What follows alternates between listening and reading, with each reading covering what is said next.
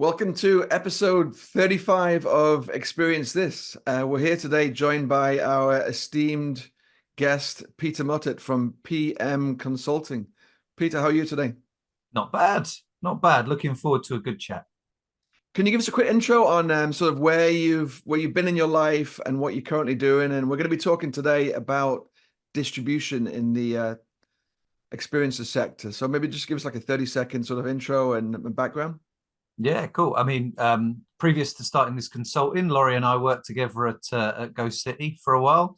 I was there for just about 14 and a half years. So yeah, quite a long stretch. And then 14 months ago, November 2022, decided to try and go it alone and started this consultancy lark. And it's been pretty good so far. So we work with a number of different partners, and basically what we offer is we work with those partners to help supercharge their sales through third-party distribution. We're very specific in what we do. It's third-party distribution. It's not anything to do with Google or anything like that. So we'll work with OTAs, tour operators, travel agents, and we work with a number of different companies all over the world to help them do that. Excellent. So looking forward to a good discussion on that today. And we also have a full set today. So we have Lori. Hey everyone, Lori Timony with GoCity. Nice to be here. Looking forward to the conversation.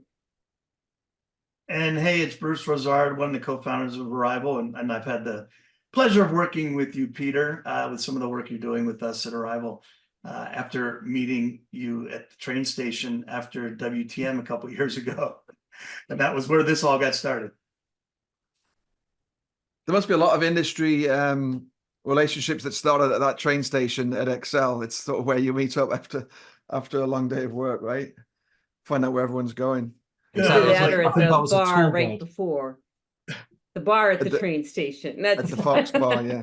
No, we were actually on the train station, and I was like, where do I go to find the big bus party? And Peter's like, well, I'm heading to the big bus party, so follow me. So yeah. That's the way it works. Hey, on the way to a party. I think we want to have a chat today. So I just find it interesting. I've been doing IPWs and WTMs and these trade shows for probably too long. I find in some ways everything's changed. In some ways, I think nothing's changed. I always think about IPW because we sit down and what is that, a 15-minute meeting, a 20-minute meeting, whatever it is.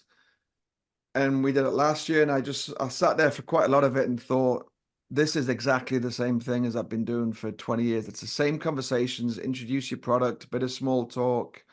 And in a lot of ways, nothing's changed. It's all about the follow-up and then what happens behind the scenes. But then in some ways, it's all changed, right? Connectivity's all changed. It's all about API connectivity.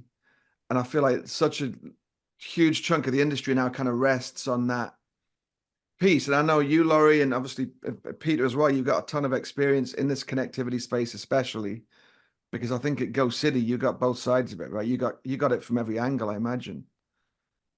So where are we today, and what do you think's changed, and are we in a better place for it? Are the sort of things I'd like to discuss. So Pete, do you want to give us kind of overview on where you think how long have you been doing the trade show circuit, Peter? Now that's 16 years now, I think. But I'm glad you brought that up, because actually it's a thing that I talk a lot to our clients about. So in terms of the IPWs, the world travel markets, things like that, I just feel like that way of doing things has had its day. To your point, it's never changed. And some of them are better than others. Not all of them are created equal. I'm actually quite a big fan of IPW and WTM. I think you can get something out of those. But then there's more of the regionalized ones like Fitor or ITB and things like that, where, I mean, ITB is a beast and it's difficult to get round. And the problem I have with a lot of these, specifically for the experiences industry, is that they're geared towards hotels. So they're geared towards the more old school operators, hotels, tour operators, DMCs. And a lot of where the business is coming now for experiences is more online. And that's where those events specifically, I feel like they've had their day for the experiences industry. Lori, what do you think? Yeah, I mean, as far as trade shows go, I definitely agree with Pete that there's a lot of them out there, and I actually am finding that less and less people are going to all of the trade shows. You know, once upon a time, your list of trade shows was like a mile long, and you were just always going to a trade show or a conference. But you know, I think that people are definitely, well, it's a cost thing for one thing. So obviously after COVID, everybody sharpened their pencil. And I don't think that it's not gone back to 2019. So it's not like everybody just said, okay, business is coming back. We're just going to go right back to where we were. I don't feel that that's happening. I feel that people are saying, okay, we got along without this. Now maybe we can continue to get along without this. So when I look at IPW, I look at World Travel Market, 100% you need to be there. We're going to be at ITB this year, but you know, to Pete's point, it's very kind of more the old school, but it's bigger companies, right? All the bigger companies are going to be there. And in some cases, we have to be there for a variety of reasons, but a lot of those regional ones we're foregoing, and you know, maybe making the money up with personal visits and things like that. But yeah, I do feel like the trade show part of distribution has changed in that way for sure. And I think you're seeing a lot of people doing that as well. So where a lot of people would have had big stands or spent a lot on stands, more and more people that I'm talking to are not doing that, and they're just going to the shows because, to your point, it's one of those things that you kind of have to be at, whether you like it or not. But you kind of have to be there because others are there. But the cost of having stands at some of these shows is getting ridiculous, and they start building it up and up and up without anything new. There's nothing new towards that. The pricing goes up, but you're not getting anything extra. If anything, Christian, to your point, you're just getting the same old, same old. It's the same thing rehashed. So I think a lot of companies post-COVID have gone, right, we're not spending our money on that. We're just going to go to the show and we're just going to walk around. And that's worked great. One of the best WTMs I ever had was we plotted up at a coffee shop and just stayed there for the day, waved at everyone, told them to come and meet us there, saved a fortune. It was great.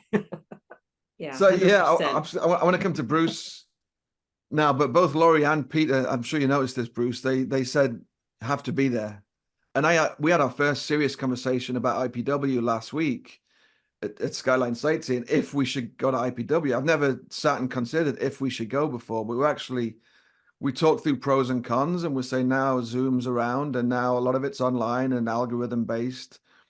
But the have to be there is probably what we came down to in the end as well. If we're not there, that's a problem.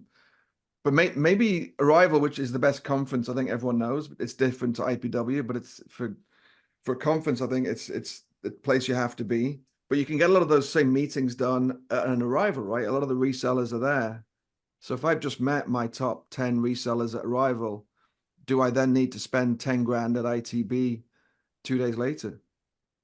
How do you guys look at that? Christian, Yeah, ITB is not 10 grand. If you're doing what Pete said and what we're doing, by you're doing the just big, like, yeah. you know, parking myself somewhere, the ticket's like $60 or something. I mean, it's not expensive of course you have to spend money on your hotel and that kind of thing. But if you're already in Berlin, which we happen to be because we're going to Arrival, it's not a lot of extra money for us to be there. Right, but for the or whatever. For the booth, right? Minimum wouldn't for do these a things is booth. 10 grand, right? To bring We two wouldn't, people yeah. in a tiny booth. Bruce, how do you look at this from a conference organizer and maybe from your business point of view? Yeah, well, a couple things. So first of all, I didn't realize that we were doing a session on promoting Arrival, which is so far where I'm hearing. So thank you. I think we're going to kick into a discussion about. Somehow we always end up doing that, Bruce. Well, you know, that's why I got the big fat logo up top. But I'm looking forward to talking about distribution and how that's changing overall. But just going back to the trade show and conference side, it's kind of why we created Arrival. We saw this gap where IPW, WTM, ITB were so big and were designated for hotels and general OTAs and DMOs and DMCs. And the experiences crowd were like huddled up in a corner drinking a beer or a coffee, and they were like a little fish in a big ocean, right? And we thought, rightly so, there was a need in the world for an event that just focused on experiences. And I believe we've done a great job of creating that at Arrival. And, when you talk about cost, so it is expensive to be a sponsor of Arrival compared to some other shows, but the attractions, for example, and the experience creators that we're talking about, they don't need that. They just need a ticket. Now, it's not $50 or 50 euros like walking into ITB, but it's still just a ticket. They don't need to have an exhibit the way we have it set up. And I think that makes a big difference. But the biggest difference is relationships. And how can you develop relationships at a smaller, more intimate event like an Arrival compared to an IPW, WTM, or ITB? And by having 1,000 people in one room that are all in experiences and having a lot of social events where everyone is participating instead of the huge spread out of the big events where 500 people go to this party, 500 people go to that party, makes a big difference so that the relationships are getting built. So even though you might already, Christian, do business with every OTA in the world, being able to sit down with the key decision makers at a smaller, more intimate event like an Arrival can really continue to advance your business versus the 15-minute speed dating where you're meeting with people you already know or you're meeting people you don't really care to know. Does that make sense? Yeah, it does, and I suppose, and I always go back to IPW just because I think it's the best. It's the events are so good, the daytime planning is so good with the meetings. We always get 100 to 150 meetings. It's so productive, and then you've got these big long night events, which are at Disney World and stuff, which is really good for spending time with people. But we also do that to meet new resellers. That's where we've always gone. We're always looking for the next big thing. I don't know, has there been a next big thing for a while, or is it just more of the same? And that's part of the reason we were discussing it. Maybe we know the big players now, and there isn't this sort of discovery part. There aren't these little gems of resellers that you haven't heard of. You can now discover them because we're all online, and you're not just going to come across them at a big trade show. And herein lies the big problem with those trade shows. It's awful for new business. So it's great to meet your partners and it's great to see the people you already know. But in terms of grabbing anything new, it's limited. But that kind of feeds Why is itself that, Pete? I'm just sorry to interrupt, but it's kind of Christian's point, right? Is that world is getting smaller and smaller, and this does drive it back to distribution. Is the fact that in terms of where you can sell your product, that world is getting smaller and smaller, and connectivity is making that smaller, in my opinion. It's where you've got some of those old school operators that, like the tour operators, the DMCs, in terms of the experiences industry, being very specific about that, is they just want to grab their product from the easiest place possible. And where do they get that? The OTAs, because they've got such a wide, vast selection of products. So a lot of those old school kind of operators that are selling onto consumers are just starting to buy through the OTAs anyway. So where you want to buy through you want to sell to a lot of different companies. Actually, that the one where you're going to get volume is getting smaller and smaller and smaller. So if you're at an event, you probably know the guys that are going to do the volume anyway. So the chance of, to Christian's point, finding that new big thing, it's very, very limited. Very limited. Let me ask you one quick question on that, Lori. Lori, you spent about a year or so working for Virgin Experience Gifts, which was a little bit of a new kid on the block a couple of years ago. So you had the potential to be a very important major distribution platform that no one had really known about a few years before you started there. So I'd love to hear you respond to Peter's point that you can't meet new distributors at trade shows. Yeah, well, yeah, that's exactly what I was just about to jump into. So I don't know that I necessarily agree that there isn't an opportunity. I think there are still opportunities. And I mean, obviously when, I went to IPW when I was with Virgin last year, and that was the first time that we had gone to IPW.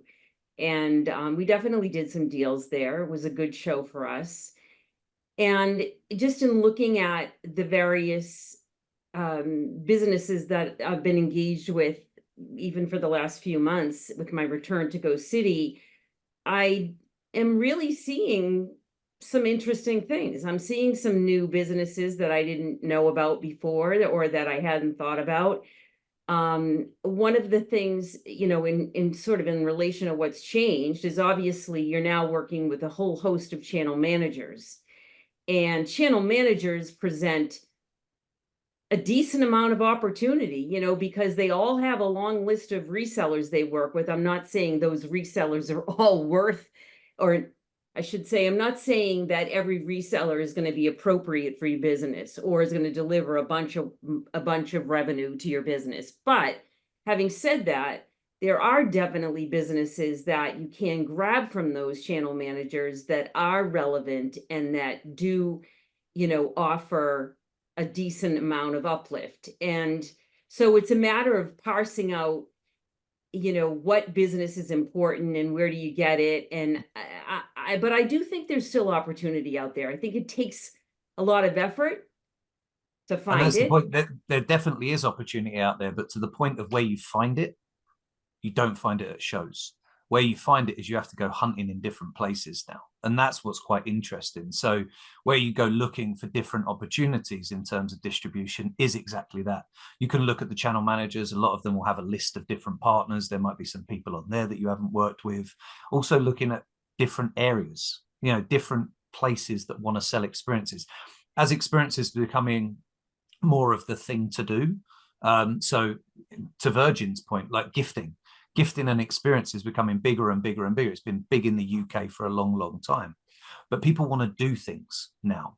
So there's different companies that want to get into that space. So you can hunt, so there's a lot of opportunity out there, but where you go hunting for that opportunity has changed. And so let's dig into this if we could. Let's get off the conference convention side and go dig into, Lori, your comment prior to the show and why we were talking about distribution is it's really changed. That's what you've noticed as you've been back in Coast City now. That's kind of what you've been talking about, Pete. We have a very sophisticated audience out there, right? People that watch or listen to the Experience.This podcast. They're people that they've been in this business for quite a while and they get it. So if they ask, what are these new places to go look for distribution partners? And if it's channel managers, who are the channel managers that are really driving the volume? If it's other places, where are those other places? Like, let's be more specific on that. When you redirect a question like that, you appear like you're the moderator of this Zoom, and people who watch from the start know that I'm the moderator, and I lose credibility. I thought we were here to talk about distribution, Christian, and not conferences. And I didn't want this whole thing to be an Arrival commercial, so I just thought that was appropriate. Yeah. Back to you, Christian. Take it away. Thank you, Lori. Let me reset this. No, but the way most people still today talk to most resellers is at a conference. That's our annual meet. You go and meet people once a year at IPW and do calls between that. So that is kind of the core of the distribution. And the reason I started with that is I wonder if people are just going through the motion. We have to be there, and everyone out there is saying we have to be there every year. Therefore, everyone goes every year. Therefore, everyone has to be there every year. Whereas, are you actually getting stuff done? But let's get to the connectivity part. And I like the channel manager concept, because in an ideal world, wouldn't that be where you wouldn't need to go through these meetings and discuss back and forth which products are available, and it's on a channel manager list, right? And you can just kind of pick down. I know that takes the human out of it, but that's the most efficient way to do business, isn't it? You just have your set of channel managers and you just pick products and you connect them and off you go. It can be efficient. But it can also be more expensive. So it depends, right? Because if I can do a direct connect with somebody and they're connecting into me, then it's really not costing me anything. If I have to work with a channel manager, now I have to figure out where that money is going to come from. Is that a monthly fee? Is it a per transaction fee? Is it an annual fee? What is it? Who pays for it? Is it the reseller that pays for it? Is it the supplier that pays for it?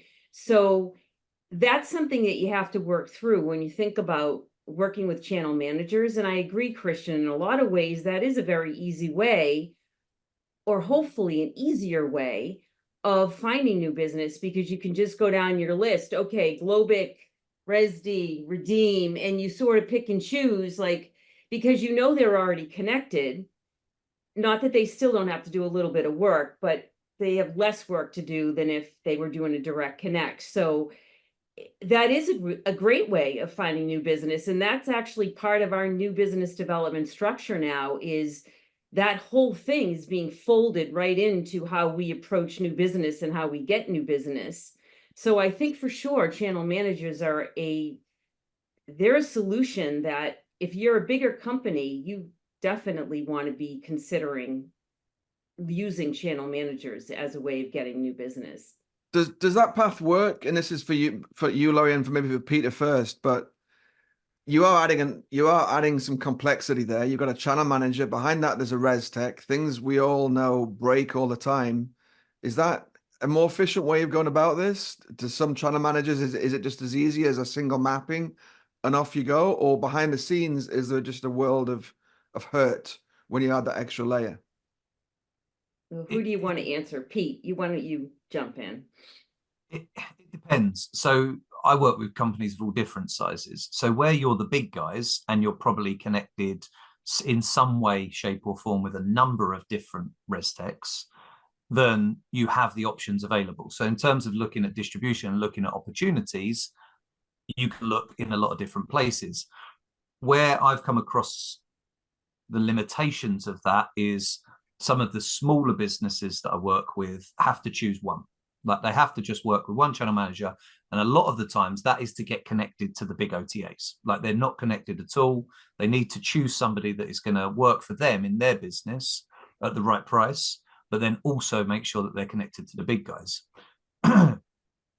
Going to the long tail, that's a bonus. Like that's a bonus of joining with one of these channel managers is we will target all of the big guys first and we'll make sure that that's connected and everything's working, but then you can work down that list and go, who else are they connected with? So the smaller guys, it's less important in terms of new business because their new business is the big guys. But when you're a bigger company, then it's the opportunity to start looking at new distribution opportunities, especially if you're connected to a few. So it depends on the size, what size operate you are as to what opportunity the channel manager offers in terms of bringing in new companies.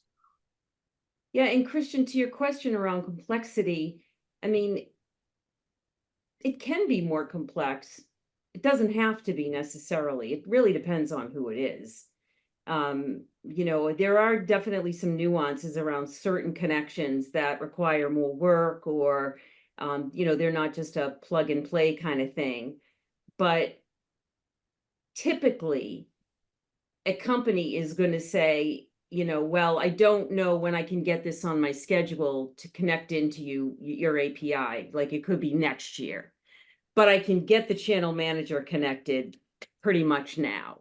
And so then you have to ask yourself, do you want to wait a year to get a direct connect? Or you want to jump in now? And so that's your decision. Like, you know, how do you want to do it? Well, maybe you'll go channel manager route until they have the time to, you know, connect directly into you. So, but, you know, in terms of like looking at new avenues for new business, I actually don't think that has changed drastically.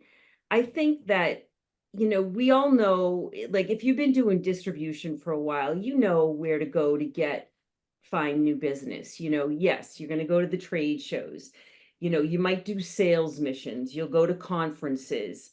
You read various, you know, you keep up to date on all of the various, you know, travel trends out there and information. If there's a new company that pops up, you dig into it a little bit. You look at DMOs, you know, we try to get a lot of information from DMOs, NTOs. What are the biggest operators coming into your country from Brazil or your city from Brazil? You know, so we start digging into source markets, but it's like really parsing out all these different pieces and kind of putting them all together. I don't actually think that part of it is that different. But now we have this other piece, this channel manager piece that we didn't have before. And that is interesting to me because that's something that when Pete and I were doing this together, we didn't think about channel managers. We weren't going, hey, that's another whole avenue. We were just going, okay, we got to look at the airlines, the cruise lines, retail. We got, so we had our list of verticals, but we didn't consider channel managers. That was, what, 4 or 5 years ago or so. But that whole thing about that list, and I remember the day, and this is a long time ago now. This is 25 years ago, walking into S2.E5 when I just first started my company, and I said, "Can you just give me a list of the top resellers for a bus company in San Francisco?" And he gave me like 10 different lists, receptive operators in Germany and on bits of paper, right? Another list of like large tour operators in Brazil. And I said, what's the order? Who do I go out? And there was no, I just want the list of the top 10 or top 100 in order of biggest. We're actually building a matchmaking thing in Magpie right now using AI, of course. So you can go in and say, I'm a Segway tour of Rome. What are my top 20? Not just the biggest top 20, because obviously they're different regionally. We're still tweaking it. It's still some AI problems with that, but we're going to release it soon. But that's what should happen. You should be able to be any size tour operator, experiences operator, without having to go to 100 different travel shows and understand all these parts of the industry and just see the top 10 resellers. That's the way it And that's what should your be. It shouldn't be DMO this should be complicated. doing for you. If you're a member of a DMO or an NTO, whatever, you should be able to reach out to them and say, hey, I'd like the top 10 tour operators out of Canada coming into wherever. You should be able to do survey. that. Provide that to you maybe for hotel bookings. They do provide it for experiences. Sure, they do. They Yeah. will provide it if you. All right, offline, I'm going to need depends to get upon which those. ones. It depends upon which ones you ask, Bruce. Yeah, not all are created equal. Yeah, absolutely. I'll ping you on that afterwards, Lori. So back to the smaller operators, because I think you are at a massive operator, Lori. You're representing, I think, mostly massive operators, Peter. Maybe you've got some smaller ones as well, but I know you've got some huge ones. So that's fine because they understand, they've got resources and enough people to understand the industry and understand what the word channel manager means, which I know you wrote a whole thing on this, Lori, but I think most people still don't know. And it's not clear what a channel manager is. It's not a clear definition. So do you think for them, it's just we talk to them all the time at Magpie, and people come to us thinking we're going to solve all of their problems, and we have to disappoint them at the end of the first demo and say we can solve some of your problems, but all this stuff about finding the next 100 resellers and getting contracts and connectivity and channel managers, we can't do all of that for you. And it's quite daunting for, I think, most tour operators to get past Viator and get your guide. Well, let's face it, how many channel managers are there really that matter in our space? I mean, we did a report, and I'll put in the show notes a link to the Arrival report on channel management that, I know, Lori, you had a lot to do with putting that whole report together back in the day. There was like, what, 5 or 6 that were really featured channel managers? I mean, are there many beyond that? There's more than that. There is. I only ever really go out to 5 or 6 if we're looking for some of the smaller operators. So we got a short list. And Christian, to your point with the smaller operators, I spend quite a bit of time in the first few months with some of these guys explaining exactly what you're saying. What is a channel manager and why do I need it? And I even do things like boxes. This is you, this is the channel manager, this is where they go, just to really simplify it, and to give them the opportunity, because there's quite a lot of businesses out there and the smaller operators that are just currently not interested in being connected, and they need to understand that that's where they're going to drive the volume. So that's where the algorithms like it on the OTAs. They like you to be connected. That's where you can start looking at timed entry if you want to get into that kind of thing. So there's a lot of opportunity once somebody is connected, but there's quite a lot of them that are still nowhere near that. We've been trying to work with somebody recently, and trying to get them onto a channel manager, and their res tech wasn't connected. So it's a headache throughout the whole ecosystem of that res tech part as well. Can we blame? I like to have someone to blame. Can we blame the res techs for screwing up this whole res tech / channel manager piece and not making it clear who does what and where everything fits? In some instances, we'd like to have somebody to blame. That's for sure. No, I do. Yeah, it's interesting, Pete, you said you just spoke that word that, oh man, I tell you, lately it's been giving me nightmares, and that's the word algorithm. I mean, okay, we're talking about distribution. So there's another piece of distribution that is also makes it much more complicated now is the OTAs. Okay, there's a number of them out there. You've got your biggies, you've got your medium size, but in terms of how they all present your product, it can be similar in that most of them have an algorithm, of course. What goes into that algorithm is another story. And it's really quite a balancing act because, even the people that are literally in the roles of account managers at these OTAs don't always know what's going into the algorithm.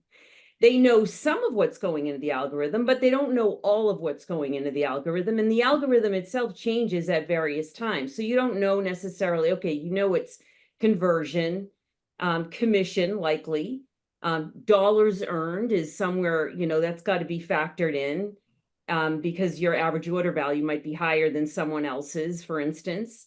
Reviews, right? How often your tours run or don't run. All of those things are factors, and it's like a science in terms of deciding or understanding, like, why is my product now over here when it was over here? And, and that's a big deal to a lot of companies because this is how they're making their money, especially these small tour operators. I mean, if they're only working with like Get Your Guide and Viator, then that's what they're relying on for distribution. Yeah, and anything can knock it out. So small changes, or even those that are connected, one small issue, one small tech issue can take you from page 1 to page 50. So the algorithms are incredibly important. Again, I try to simplify this as much as possible. If you think about all these companies are businesses, they're not charities. They want to earn money. So the more money they earn off your product has got to be right near the top of how that algorithm works. But they also then want to make sure that the product that they're selling to consumers is quality. So at that point, that's where review score comes in, conversion rate comes in, because they want to make sure if you're clicking on that page, it's going to come in. So there's 3 or 4 that are really generic. How they then work within each OTA is where the science comes in, and you've just got to test and learn. That's the best advice I give to any client that we work with.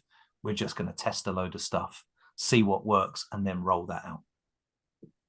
It must be the same as, Google obviously don't share their algorithm either, but there's a million people out there trying to dissect it daily, right?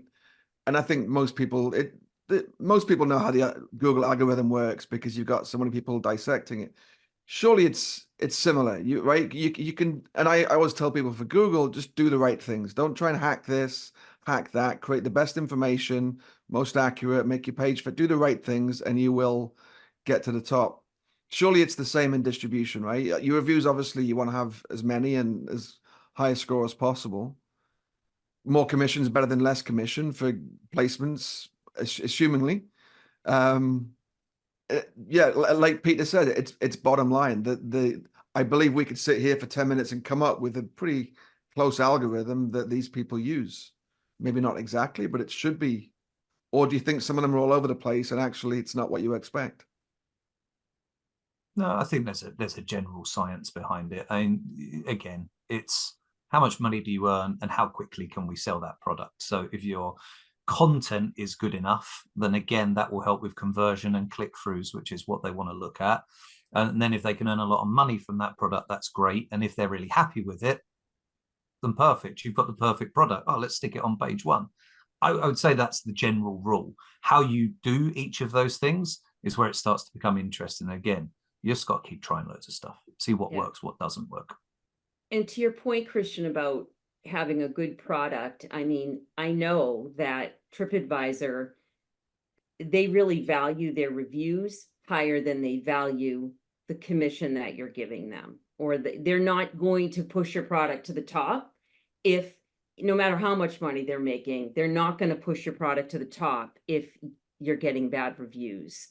So that is, the reviews are a big deal, the big deal. And of course, they're going to help drive conversion And I think that is probably almost more number one than even the commission that you add, although that's important, and they're all going to tell you that that's important because they want the money.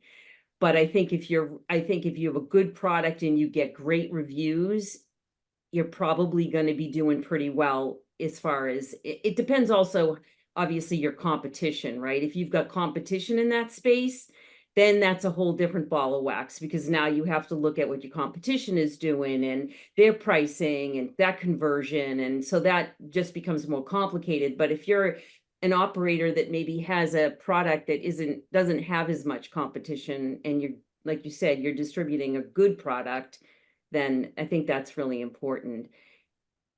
And maybe just something like to think about, when I think about, okay, you've got a world of OTAs that you deal with and you have to deal with, and you got to figure out how to deal with it. But then you've got also other types of businesses that you can work with.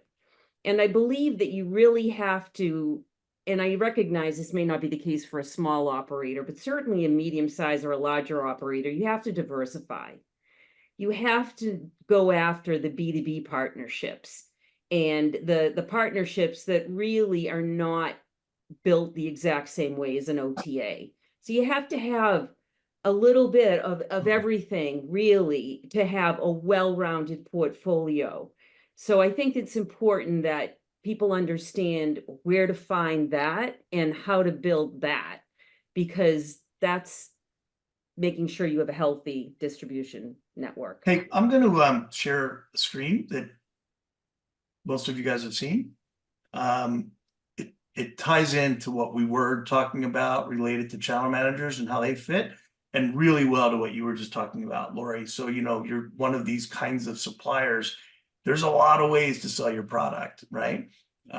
Between the OTAs, tour operators and DMCs, multi-attraction passes, travel industry sellers like hotels and airlines, and then all kinds of other B2B distributors. And the way to get your product to them is to have a direct API or to go through a channel manager. That's what this map describes. Do you guys buy into this? No, not in terms of the more old school operators. And I'm glad we got onto this. Yeah, there's no receptors on there. I was going to say, where's your booking portal? You need an extranet or a booking portal. Yeah, I mean, I see oh, OTAs. extranet right here. Yeah, it's Offline, not all API. It's offline is extranet. This is not API. This is the offline. And that's where a lot of these sort of more traditional types of businesses are still stuck at. So there's a lot of them that are just not going down the connectivity route. Or well, that's what this shows, right? They don't come in on an API or a channel manager. They're coming in via fax. I mean, I don't even know people that still have fax machines, right? Yeah, that you could probably get rid of, Bruce. I don't know if the fax. I think the last fax was sent by Expedia. We may have graduated from the fax machine. I'm not sure, but I just looked at our as far as Skyline sightseeing in San Francisco, our top 10. I just looked yesterday for bookings for this year, because January is a big month, right? And we got 3 receptive operators, like traditional ones that you wouldn't see on that are our top 10. I mean, people like hotel beds. A lot of people don't talk about hotel beds, but they still drive so much traffic. You're calling hotel beds a receptive? Yeah. Everyone's got different definitions. Hotel beds a B2B digital it's distributor. it's a wholesaler, but if you like. I mean, I know why you're calling it a receptive, but I don't. It's not real. It's a wholesaler. It's a B2B wholesaler, basically. Yeah, there's lots of words for them, but some still call themselves receptives, and one just popped out. They were our top 30 4 years ago, and they're number 3 right now. And most people wouldn't have heard of them. And I do keep some secrets on this show. I was going to say, Christian, who is it? I'll tell you in private. And are they connected? That's the question. No.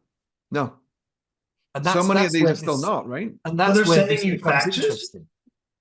They send emails with bookings. It's crazy, but it works. So you don't have any kind of a booking portal, Christian, like somebody could book into? You do? Yeah, we absolutely have that. Yeah. So some book through that, but some don't want to do that. And the bit they don't get, which is why we have all this connectivity in the first place, is it's all because of mobile, right? Which is clear. And once the OTAs realized they could have last minute tickets, they demanded it. And therefore, this whole thing started 15 years ago. But with this traditional sort of European, North American stuff, which still happens through travel agents, there's so much 6 month ahead booking that actually you don't need real-time availability. We just get free sale bookings and we get them all day long for Alcatraz, which is one of the hardest tickets to get probably in the world, for August. And it's fine. Everything works. Nothing breaks. We don't need it to be connected. They do a cutoff of like 2 weeks.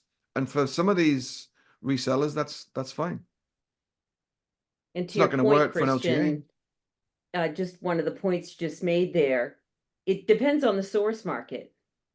Because if you're just working in the US, Canada, North America space, then connectivity is going to be what it's all about for you, really.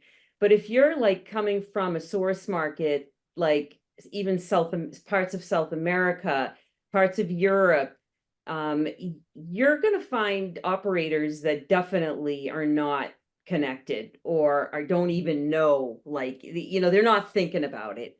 I guarantee you, if they could still use vouchers, they would. Yeah.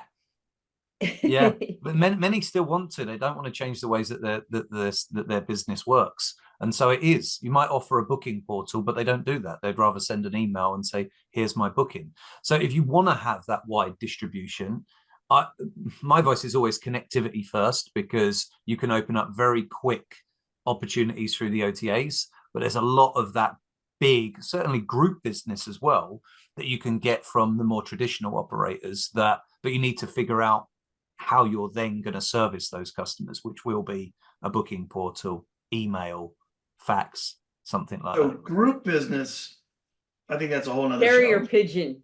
which You forgot we've to talked say about carrier groups pigeon. before, but maybe come back to, because it's always interesting, right? We had a show early on about groups, and I don't think we talk about groups enough overall, here, Arrival, wherever we're talking about this industry.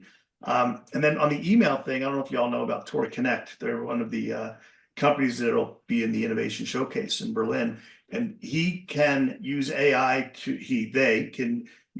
take an email coming in from, let's call it an inbound tour operator, and parse that email and put it into the operator's ResTech directly like that. So you don't have to enter it into your ResTech or whatever. So that's a really simple innovation. I'm sure you're familiar with it, Christian. I don't know if you work. Yeah, that was always a problem. I mean, we built parsers and stuff now, but that was always a problem because they would change the format and all of a sudden, and you end up manually typing them in. And some people send you PDFs, and it's a simple solution, but it's a good one. Yeah. So I want to wrap up. I want to go around the room here with some ideas. So you're all deeply in this space. Bruce not in the space, but understands it deeply. And what I'm getting at here is I'm not concerned, but I don't like the fact that I think we do the same thing year after year just because. And I hate within a business when people say, that we've always done it that way, therefore. But I think we fall into that same trap. And I know a lot of us like going to trade shows, and it's fun. You see friends, you see them 3 times a year, and I love going to trade shows. But I do think a lot of it is happening just because, and people, that becomes part of their role, and they think that's the most productive way to do business, but maybe it's not. So what do you think this industry could do better and needs to move ahead faster on? Is it an education thing? Do we need to simplify the channel management piece? Do we need to modify the way we do trade shows? What do you think this industry would benefit most from? What changes? And I'm going to go Bruce, Lori, and then Peter. Well, first of all, I was a wholesaler for over 20 years. So I did learn about distribution back then, and especially when I built a website in 1994. So we've been dealing with online distribution for a few years here. As far as like changing trade shows, we think about that at Arrival every day. And it's a tough question. One thing we're really trying to look at, and this might be counter to what we're talking about, but doing smaller pop-up events. So let's have an event in New York for 150 to 200 people. Let's do one in San Francisco, LA, London, etc. So it's a little bit opposite of what we're talking about here, but really towards building the relationships, and maybe more innovation will come out of more FaceTime with your local community and with whoever decides to show up there. Because I'm not sure I have a clear answer. You know, the channel managers, is up to them. They need to get out and talk to operators about the benefits that they offer. The old school folks need to kind of jump into the new school, and the operators, channel managers, OTAs need to make sure they're not forgetting about the old school, because the old school still represents what percent of that business? I mean, you know, our data shows that OTAs are driving what, 10% of the bookings overall in experiences, maybe 15% now. Well, what's coming from that other 85%? And how do we make sure that the industry is focused on that 85%? So that was not an answer, but maybe more questions. Lori. So I guess I have a few things. One is that I don't agree that we're doing exactly the same thing and not getting anywhere. I actually do think that times have changed, and I think they continue to change. I think what is very much the same is that this is very much a people relationship driven business. And so going to some of these shows especially is the way that you develop some of those relationships, and you can then work off of those as you go throughout the year. So I think that they're still needed, some of them. They're a way to get you in front of people, which is really important, and it's more efficient way of getting you in front of people. So I do think they're needed. In terms of what we can do to make things, I don't know, progress quicker or make them more efficient, easier, whatever.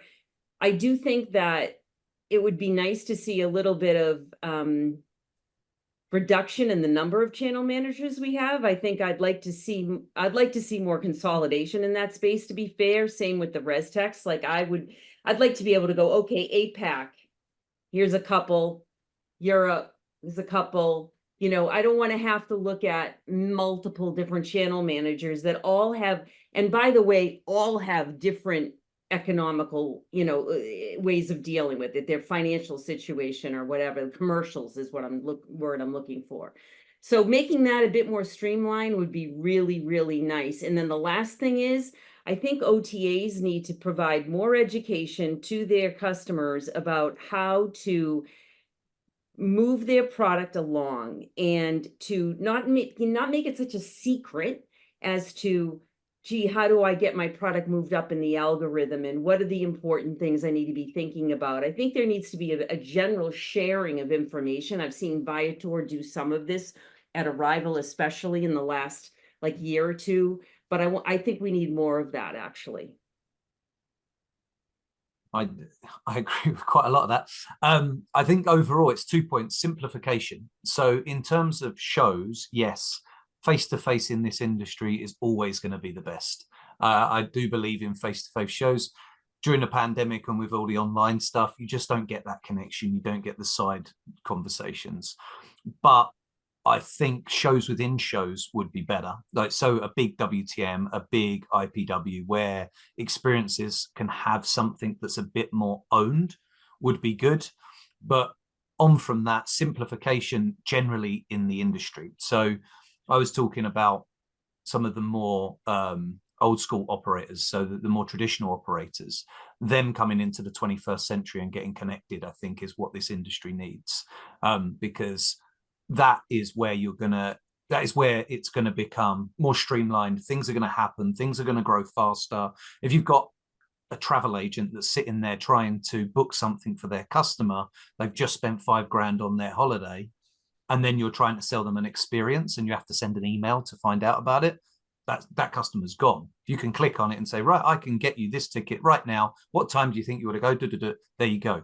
Really easy. So if the more traditional operators became connected, everything would be easier. So I'm a big advocate of that. I'm also a big fan of the OTAs and what they do. So that's why I want to push it that way. Yeah, I'll just make one point on that you both sort of touched on, which is Octo, which we've talked about a little bit. But that is the connectivity standards, right? And this old school receptive operator that's not connected, they should be able to come in and build one connection, which connects them to everybody and all products and all things. That's an ideal world. And I think the res techs, the channel managers, and the OTAs have made it very complicated. Not for the sake of it, but they're each just working on their own path, which they should. But they do build a lot of customizations and try and be an extra bit special. And some of them try not to be too standardized because it puts them ahead. So I think for me, that's one of the biggest things this industry needs to do and companies they're adopting Octo, and it's just making everyone's life a lot easier. So if we all spoke the same language, a lot of this wouldn't be so complicated, and it benefits all sides. We could build a link in the show notes to Octo as well, Octo.Travel, so that people can understand what Christian's talking about. I have one really quick comment on what Peter said, which is, they're travel advisors now, not travel agents, right?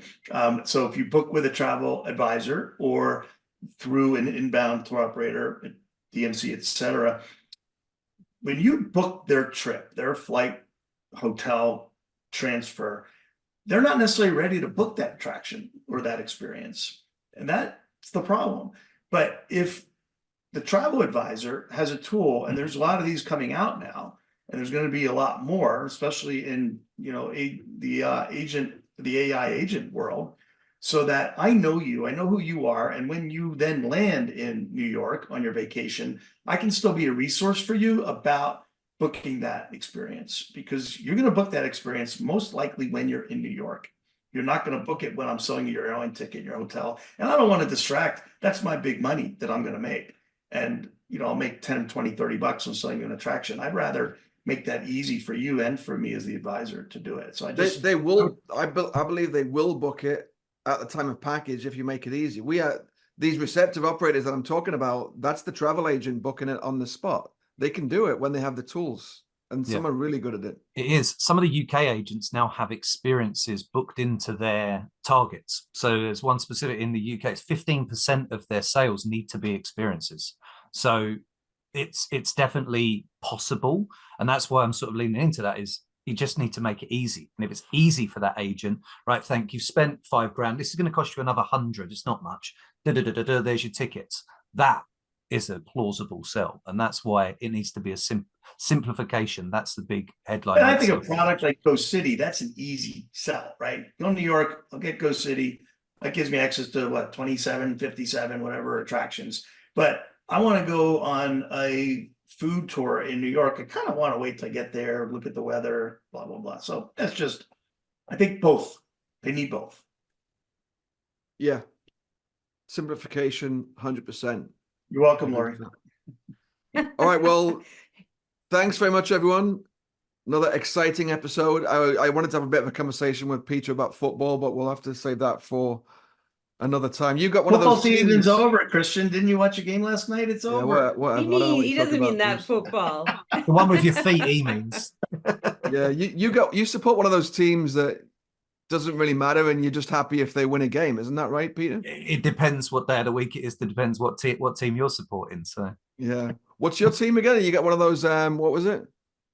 Brentford. You mean the fastest up and coming team in the Premier League. How do you spell that? Anyway. Yeah, I'm all about soccer this week again now, Bruce, after yesterday's travesty. That was a stressful one. It was a good game, though. You have to admit that. Yeah, it was. All right. Thanks very much, everyone. And we'll speak to you at the next trade show. I believe we'll see you all in Berlin. Thanks, guys. Thanks all right. a lot. Thanks, everyone.